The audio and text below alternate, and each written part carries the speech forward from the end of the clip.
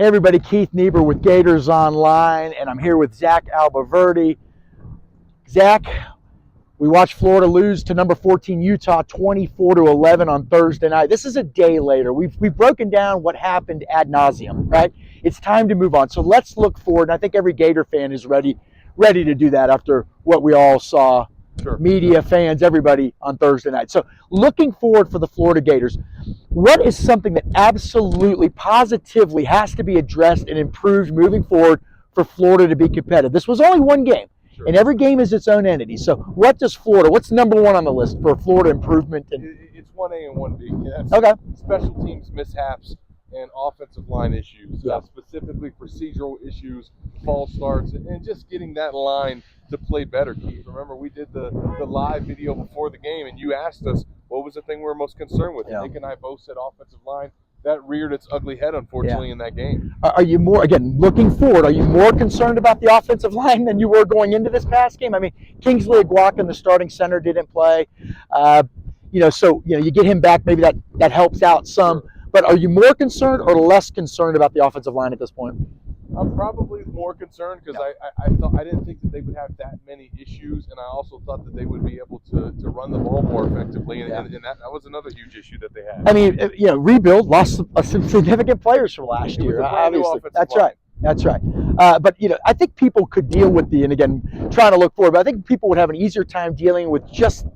You're going to get beat sometimes on plays, on specific plays, but the mental miscues of the offensive line have to be cleaned up. Can they be cleaned up, Zach? I think they can because, you can potentially chalk up some of those issues, although Napier and Mertz would not do it yesterday. But you can potentially chalk up some of those issues to Kingsley Aguakan being out and it being a brand new offensive line. This is the first time that this, they practiced a bunch, but this is the first time this unit has played in a game together. Once they get some games under their belt, get some experience under their belt, they gel a little bit and have some chemistry. Yeah. Some of that could go away. All right, look, like we said, it's one game. It's not the season. One game does not make a season.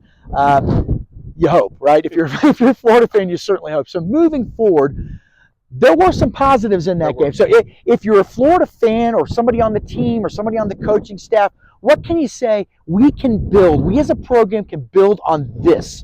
What would it be? Well, offensively, I think the way Graham Mertz played. I mean, to be quite honest, he had the interception that he threw, inside his own 20, which, was a ball that he kind of misfired too early on.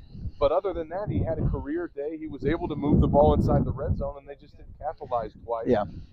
And then defensively, just that whole unit, Keith. After they gave up that 70-yard touchdown, they forced 3 consecutive punts. They shut them out for the final 26 minutes of the second half. And, they allowed Florida to stay alive in that game. And I think there were some things that they could build on with Austin Armstrong. Yeah, I felt, Graham Mertz, I was looking through Twitter after the game, and so many people, the usual suspects, were taking shots at Graham Mertz, and yet, he was efficient. He was efficient. And also, but I guess the question would be, most of the plays he made, the bulk of his good plays were when it was already kind of 24-3, right? Yeah. So can he transfer what he did in the second half to the first half of games, where it's a little more competitive? Now, one thing that would help, obviously, getting back to the offensive line. If the offensive line could block better and allow them to convert some of those first downs. That's right. Have fewer turnovers. Turnovers on downs. They work on getting on my word. It's cold, everybody. Converting on third down. Florida didn't convert on third down until the fourth quarter of the whole game last night. So clean up some of that stuff, effectively run the ball, and then, Graham Mertz, we think, is probably going to have a little bit of confidence after that game last night. He wasn't bad. He was the biggest question mark, I think, to fans going in. Yeah. To you all, it was people in the media, hey, it was offensive line. Yeah. To the fans, it was Graham Mertz, but he acquitted himself nicely, I thought. So, okay. So they've got these things moving forward that they can work on. They've got these things moving forward that they can build on. Yeah.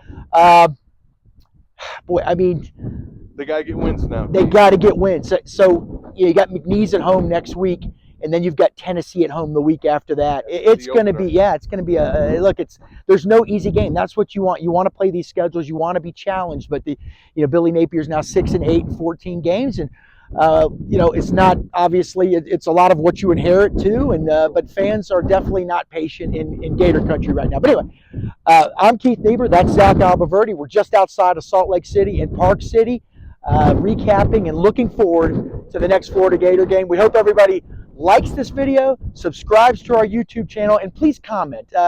We'll take anything, positive, negative. Make fun of us.